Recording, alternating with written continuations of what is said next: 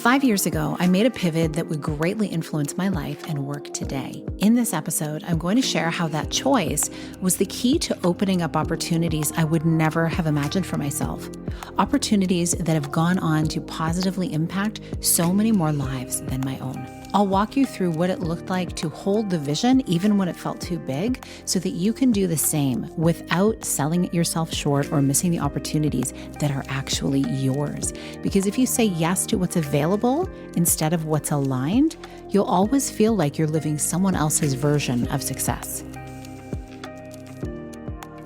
Hi, welcome to the podcast. I'm Sheila Botello, and I'm committed to help you reconnect to your purpose, elevate your well-being, and build your version of a happy, successful life. You're listening to a mini-sode where I share an insight designed to help you live into what lights you up this week. Something has been circling in my mind this week. You know those moments where you feel the bigness of what you're here to do, and it's exciting and it's lighting you up, but it also feels like, whoa, can I even hold all of this?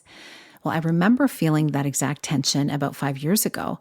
I had already built multiple streams of income. I had clients, opportunities, and other invitations flowing in, but something about it felt a little bit off. It was like I was standing in a house that I didn't remember designing, And it's so interesting because it was starting to feel that way before everything shifted in 2020, right? So it looked good on paper, but it wasn't really feeling super aligned. And isn't it interesting how then life will just show us what we actually need to see? Because I realized that really this vision at first was not really mine from the ground up. And that's when I made a very uncomfortable but freeing decision. And that was to start shaping my business and life exactly the way I wanted, not just stepping into what was being offered, what was just there, kind of the easy route in front of me. And let me tell you, that decision scared me a bit because my gifts, my vision, they all felt too big to hold in terms of what was next for me. And if you're anything like that, if you're anything like me in this regard, you have had also seasons where the dreams and visions and opportunities coming your way felt really, really aligned on paper. And yet a little voice keeps popping up saying to you, are you ready? What if you mess it up? What if this makes you too visible? And what I've learned through this experience is that resistance like that usually isn't about a lack of ability.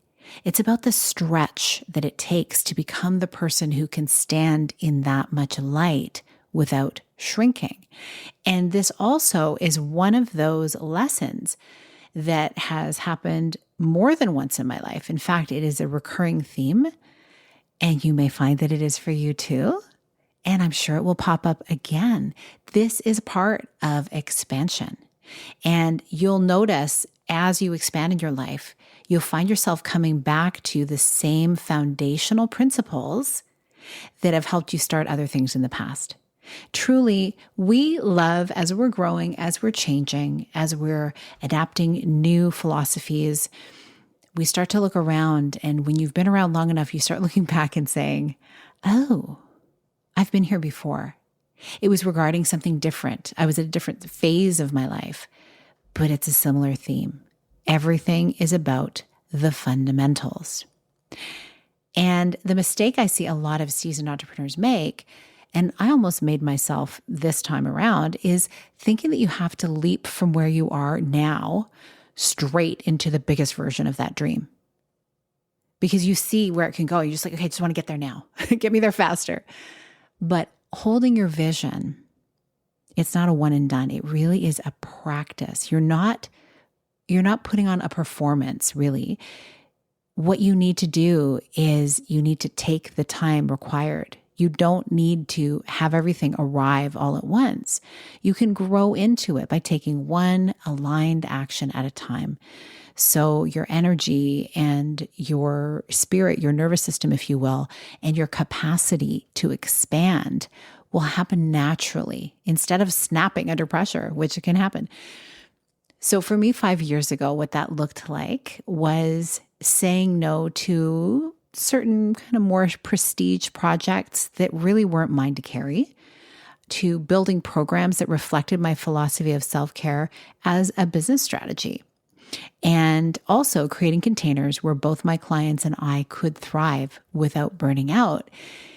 And the key here is every time I honored my capacity instead of just chasing the biggest possible result, my results actually started to grow without exhausting me. And that's the part that people don't often talk about, that when you're saying that you're doing something less, like you're doing less, you don't have as much on your calendar, it doesn't mean you're playing small. It means you're letting your energy focus only on what creates the most meaningful impact for you in that season of your life.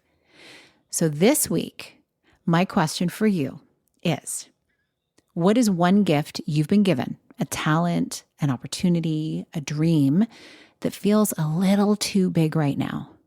And what's one small soul-honoring step that you can take to grow into it without totally burning yourself out? Let's let this week be about walking toward our bigness, one aligned step at a time. Thanks so much for listening. Take a look at the show notes. There's all the wonderful ways we can connect over there and work together. I hope you have a beautiful rest of this week, and I'll see you on Thursday's episode. Big blessings.